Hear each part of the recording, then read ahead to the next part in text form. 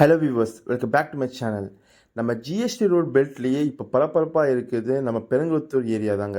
அந்த பெருங்குளத்தூர் ரயில்வே ஸ்டேஷனுக்கும் நம்ம ஜிஎஸ்டி ரோட்டுக்கும் பக்கத்தில் இருக்க லேஅவுட் தான் நம்ம செரினிட்டி பேரடைஸ்.